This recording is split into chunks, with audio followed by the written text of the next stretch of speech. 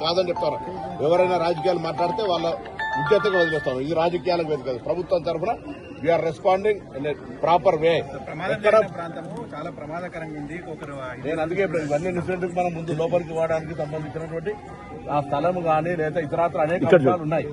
వాటన్నిటికి సంబంధించిన విషయం లోపల మేము ఫస్ట్ గా టాప్ ప్రయారిటీగా మెడికల్ ట్రీట్మెంట్, రెండు చనిపోయినటువంటి కుటుంబాలకు సంబంధించి, దాని తదుపరి అక్కడ ఉన్నటువంటి ఫెడరల్ సంబంధించిన విషయంలో ప్రయారిటీ చేస్తాము. దయచేసి ఇప్పుడు ఎక్కడ గుర్తు చేస్తారు. ఇప్పుడు చూస్తా ఉన్నారు, అందరు జరుగుతుంది ఆ కార్యక్రమం.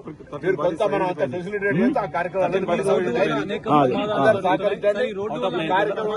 అందుకే చెప్పి ఇప్పుడు ఇవన్నీ మాట్లాడతామని చెప్తాను. మనం రోడ్డు గురించి మాట్లాడతాం. రోడ్డు ఎప్పుడు ఎందుకు లేట్ అవుతుంది, ఏం జరుగుతున్నాయని వివరాలన్నీ తెలుసుకోవాలి. మృతుల బంధువులు ఆవేదన వ్యక్తం చేస్తారు. వాళ్ళ గురించి వాళ్ళు మాట్లాడిన దానికి గౌరవం ఉంటారు. వాళ్ళు మాట్లాడిన దానికి గౌరవం ఉంటారు. అందుకే దాని డెప్త్ డిస్కషన్ స్కోప్ లేకుండా ఫస్ట్ ఇవన్నీ ప్రయారిటీ కదా. ఇప్పుడు చాలా మంది అంటారు సురక్షితం అదే చేస్తారు. ఎదురుగడ్డి ముందు దాంట్లో బస్ ఏం చేయమంటావు?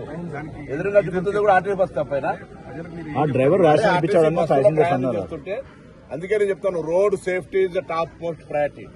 రవాణా శాఖ తరఫున రోడ్డు భద్రతకు సంబంధించి ప్రజలను అవగాహన కలగడానికి పాఠశాల స్థాయి నుంచి చేస్తున్నాం. ప్రభుత్వం ఎన్ని నిబంధనలు తెచ్చినా, ఎన్ని చెకింగ్స్ చేసినా ప్రజల సహకారం అవసరము. నేను తెలంగాణ ప్రజలుగా దేశవ్యాప్తంగా యాక్సిడెంట్లు జరుగుతున్నాయి, 100 మంది చనిపోతా ఉన్నారు. రోజు తెలంగాణ రాష్ట్రంలో 20 మందికి తక్కువ కూడా చనిపోతా ఉన్నారు. వాటిని నివారించడానికి డేంజర్ స్పాట్స్ ను రిమూవ్ చేస్తా ఉన్నాం ఆర్ఎండ్బి శాఖతో సమన్వయంగా. అంతేకాకుండా ఎక్కడెక్కడైతే ఫిట్నెస్ కావచ్చు ఇతరత్ర అంశాల మీద ట్రాన్స్పోర్ట్ డిపార్ట్మెంట్ సీరియస్ గా యాక్ట్ అవుతా ఉంది.